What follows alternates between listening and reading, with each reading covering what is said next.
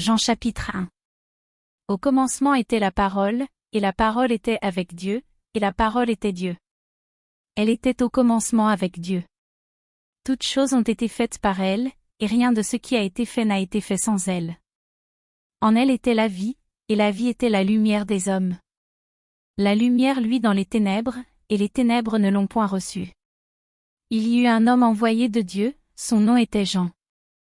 Il vint pour servir de témoin, pour rendre témoignage à la lumière, afin que tous crussent par lui. Il n'était pas la lumière, mais il parut pour rendre témoignage à la lumière. Cette lumière était la véritable lumière, qui, en venant dans le monde, éclaire tout homme. Elle était dans le monde, et le monde a été fait par elle, et le monde ne l'a point connue. Elle est venue chez les siens, et les siens ne l'ont point reçue. Mais à tous ceux qui l'ont reçue, à ceux qui croient en son nom, elle a donné le pouvoir de devenir enfants de Dieu, lesquels sont nés. Non du sang, ni de la volonté de la chair, ni de la volonté de l'homme, mais de Dieu. Et la parole a été faite chair, et elle a habité parmi nous, pleine de grâce et de vérité, et nous avons contemplé sa gloire, une gloire comme la gloire du Fils unique venu du Père. Jean lui a rendu témoignage, et s'est écrié, c'est celui dont j'ai dit, celui qui vient après moi m'a précédé, car il était avant moi. Et nous avons tous reçu de sa plénitude, et grâce pour grâce. Car la loi a été donnée par Moïse, la grâce et la vérité sont venues par Jésus-Christ. Personne n'a jamais vu Dieu, le Fils unique, qui est dans le sein du Père, est celui qui l'a fait connaître. Voici le témoignage de Jean, lorsque les Juifs envoyèrent de Jérusalem des sacrificateurs et des Lévites, pour lui demander, « Toi, qui es-tu » Il déclara, et ne le nia point, il déclara qu'il n'était pas le Christ.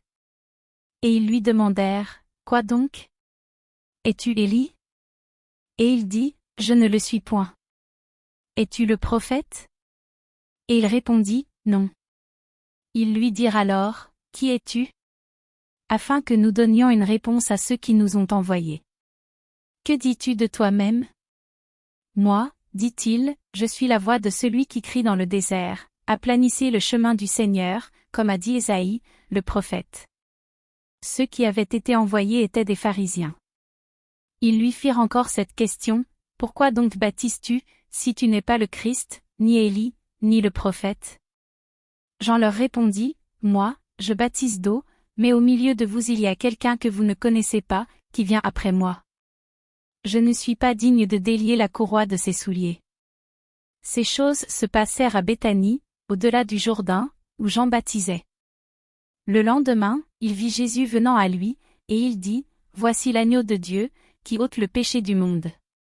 C'est celui dont j'ai dit, après moi vient un homme qui m'a précédé, car il était avant moi.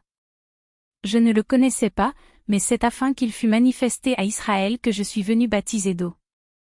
Jean rendit ce témoignage, j'ai vu l'Esprit descendre du ciel comme une colombe et s'arrêter sur lui. Je ne le connaissais pas, mais celui qui m'a envoyé baptiser d'eau, celui-là m'a dit, celui sur qui tu verras l'Esprit descendre et s'arrêter, c'est celui qui baptise du Saint-Esprit. Et j'ai vu, et j'ai rendu témoignage qu'il est le Fils de Dieu. Le lendemain, Jean était encore là, avec 2 de ses disciples. Et, ayant regardé Jésus qui passait, il dit, voilà l'agneau de Dieu. Les 2 disciples l'entendirent prononcer ces paroles, et ils suivirent Jésus. Jésus se retourna, et voyant qu'ils le suivaient, il leur dit, que cherchez-vous ? Ils lui répondirent, Rabbi, ce qui signifie maître, où demeures-tu ? Venez, leur dit-il, et voyez. Ils allèrent, et ils virent où il demeurait, et ils restèrent auprès de lui ce jour-là. C'était environ la 10e heure.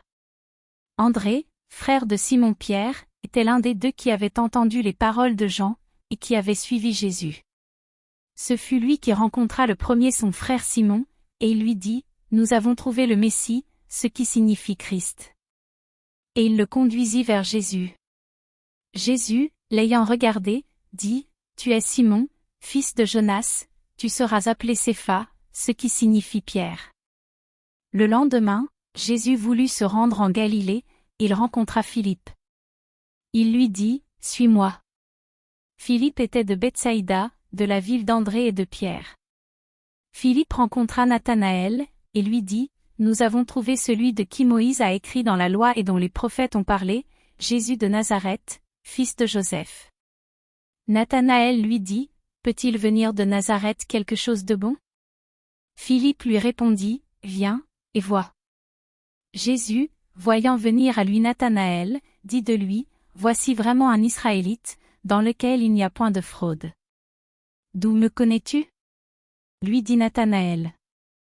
Jésus lui répondit, « Avant que Philippe t'appelât, quand tu étais sous le figuier, je t'ai vu. » Nathanaël répondit et lui dit, « Rabbi, tu es le Fils de Dieu, tu es le roi d'Israël. » Jésus lui répondit, « Parce que je t'ai dit que je t'ai vu sous le figuier, tu crois, tu verras de plus grandes choses que celles-ci. » Et il lui dit, « En vérité, vous verrez désormais le ciel ouvert et les anges de Dieu monter et descendre sur le Fils de l'homme. »